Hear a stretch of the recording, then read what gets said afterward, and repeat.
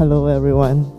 So, when I first went to do social work, I thought that the best work is to do the work that nobody wants to talk about, where it's a taboo, it's disgusting, and it's a brown issue. So, this is what I saw when I went to India. I saw people don't have toilets, and then I read this report in UNICEF that the whole world, 40% of the world don't have toilet. 2 million people die of diarrhea every year.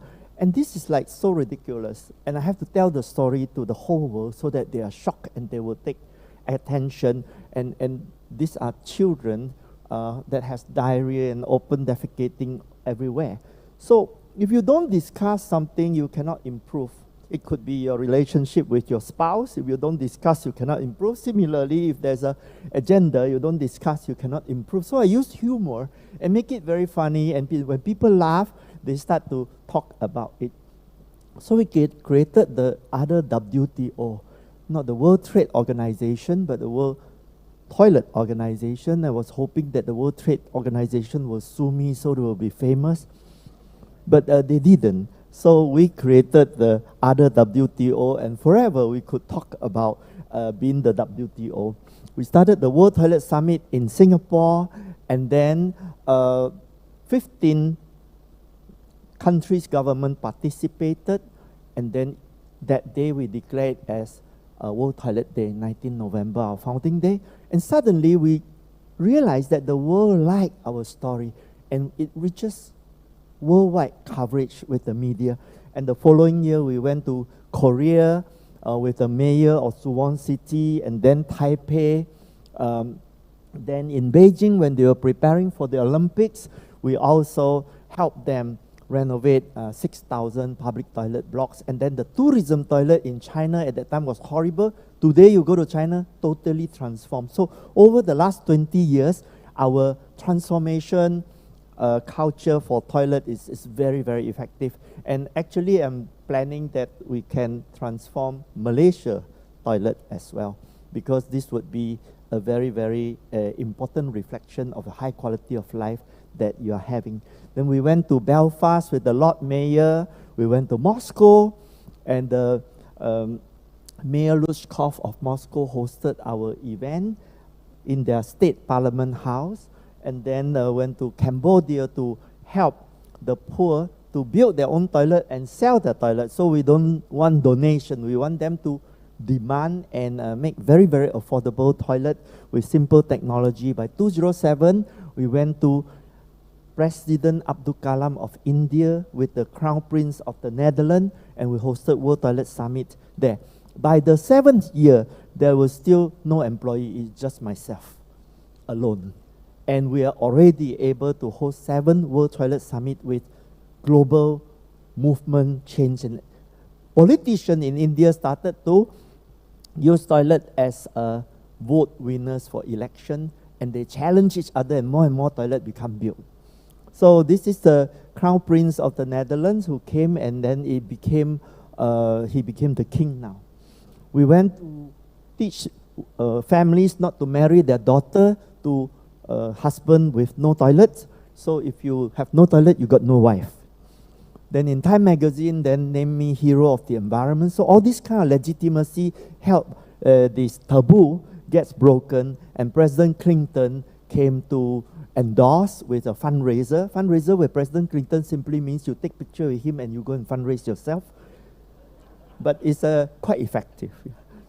And then Bill Gates eventually realized that toilets and sanitation is so important, and he came with about $200 million reinventing the toilet program.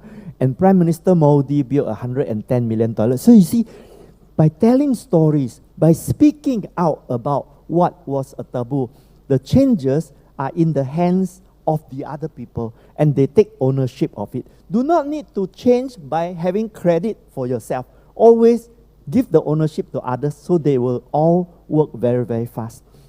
Then I went to talk to all the religious leaders. It looked like the Last Supper, but basically all the swamis are now activated to promote sanitation, and Salman Khan, #1 Bollywood star, join in, Akshay Kumar. I also have my own movie now. If you go Mr. Toilet, the world #2 man, you can watch 90 minutes. And so what we do is we drive demand, we convince stakeholder, we create policy influence, and we mobilize the whole ecosystem, and we build capacity. And we then went to the United Nations, and I lobbied for 193 countries' government to sign and declare our founding day the official UN World Toilet Day. So now this is a legacy that is forever, and every year 193 countries celebrate World Toilet Day, and they take the problem into their own hands and solve it. Matt Damon also came to support, and then Jay-Z, Coldplay came to perform with 80,000 free tickets with global citizen in Mumbai on World Toilet Day. So all these things, I didn't have to do. No? They join in and they take it up on themselves. And then I organized World Toilet College in India. Now we have 6 World Toilet Colleges. We train 75,000 professional toilet cleaners and place them into hospital, into shopping center, into office building. And they love it that there's professional toilet cleaners. We should do World Toilet College in Malaysia as well. Yeah.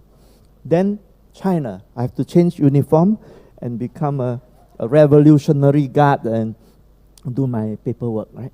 So in China, President Xi Jinping became the toilet champion. So you see, Modi is toilet champion of China, of India, and Xi Jinping, toilet champion of China.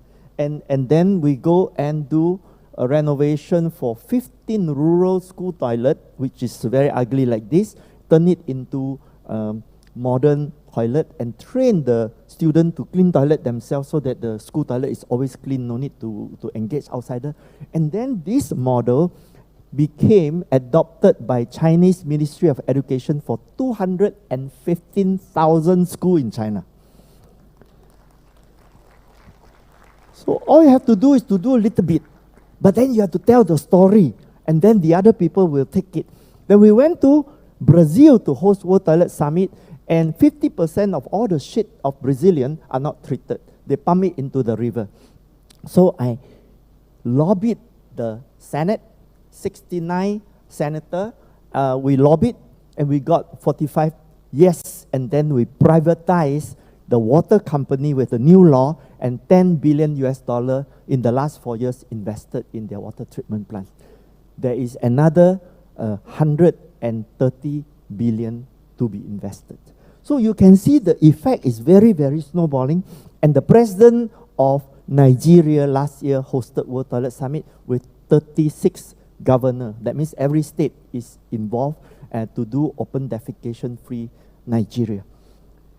UN published World Toilet Day stamps on our 20th anniversary. Queen Elizabeth gave us awards.